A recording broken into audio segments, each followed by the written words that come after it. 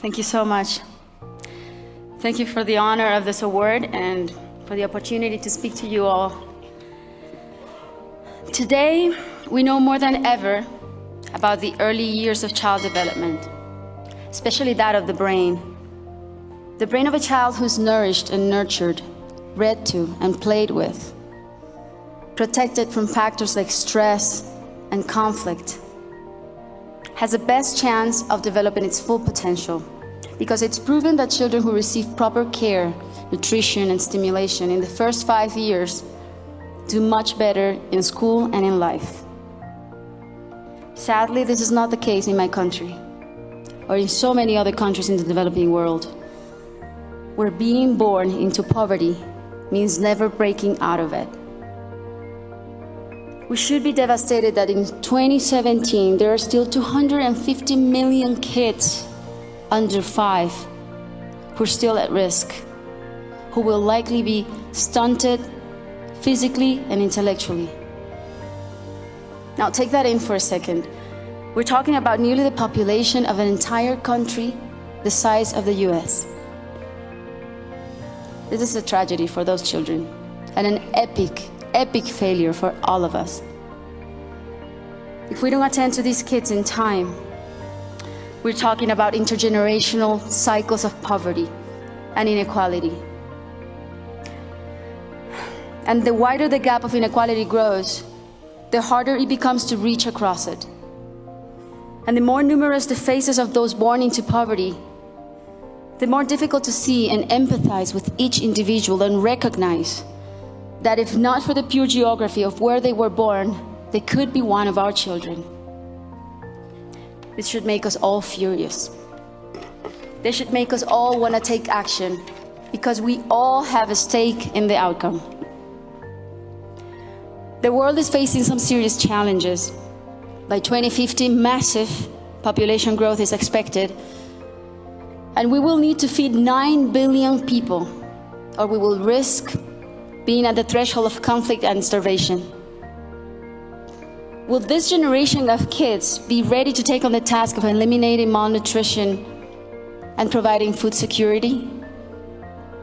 Will they be prepared to come up with solutions and innovations to climate change, unemployment, and the most complex issues that our society faces? Who will help us manage our resources more efficiently and sustainably going forward from here to the next 20 years? It's your kids. It's Milan and Sasha, my kids. And it's those 250 million kids at risk who need us to tip the scales back in their favor.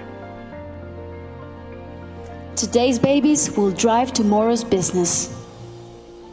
Today's babies, with their future productivity, will fuel tomorrow's economies. Their capacity to contribute will shape tomorrow's societies, will solve tomorrow's problems. All of you here today have a critical role to play. So what can you do? Let's face it, in this room there are some of the most powerful people in the world, and definitely, I'm convinced that you know what it means to be ahead of the curve, and you can be tremendously influential. We need to apply the brains and strategies of business and the assets and the human resources and the talents of your companies to do social good and to solve social problems. All of us need to pick up where governments leave off. That's the only way. And that said, it's not about letting governments off the hook. On the contrary, it's about re-engaging them. But we have to take the first steps, because as business leaders, as business people, we have the ideas, the agility, the organizational skills, the manpower, the female power, of course. When we started building schools in Colombia, we chose the most remote areas where there was literally nothing. There was no paved roads, no potable water, no electricity. And where historically the government had checked out, we checked in. We decided to build not only schools, but state-of-the-art schools. And we decided to include ECD as our key component. And we created comprehensive programs, a comprehensive model that included as well school feeding programs, parent and teaching training. We engaged the government as our strategic partner, and we made it nearly impossible for them to say no to doing their part. So the transformation in these communities could be seen immediately, from the jobs generated to the hope inspired. But the improvements to the infrastructure were jaw-dropping.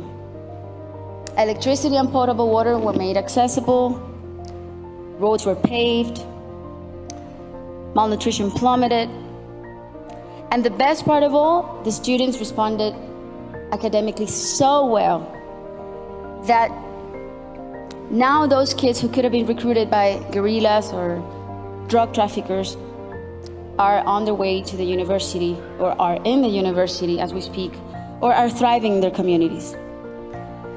So now I don't have to call the governments as often, thank God.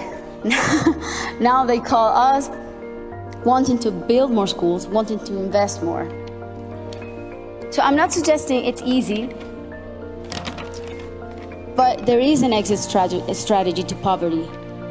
And it's getting those 250 million kids who are at risk, who need access to quality ECD programs so they get in school and stay in school. We have to push governments to invest more on ECD. We have to invest in campaigns for public awareness. We have to make access to pre-K education free. And we have to create a fund for education, just like AIDS and malaria and tuberculosis have their own fund. I know I can sound vehement, as Bono once called me, and it's because I am. He's completely right. And I know I can drive some people nuts with my insistence, but it's only because I'm so passionate. And the reason why I'm so passionate is because I've seen it with my own eyes. I've seen what education can do, what the investment in education can do. Miracles. And believe me, there is nothing more fun and satisfying than seeing a child who had almost no possibilities to succeed, flourish, and thrive, and perform well in life. For me, it beats even winning a Grammy any day. We can't press pause and ask those kids to wait to grow up until we have it all figured out. There isn't a moment to lose. We need to invest in humans. It's the smart thing to do, the strategic thing to do, and the just thing to do. Thank you.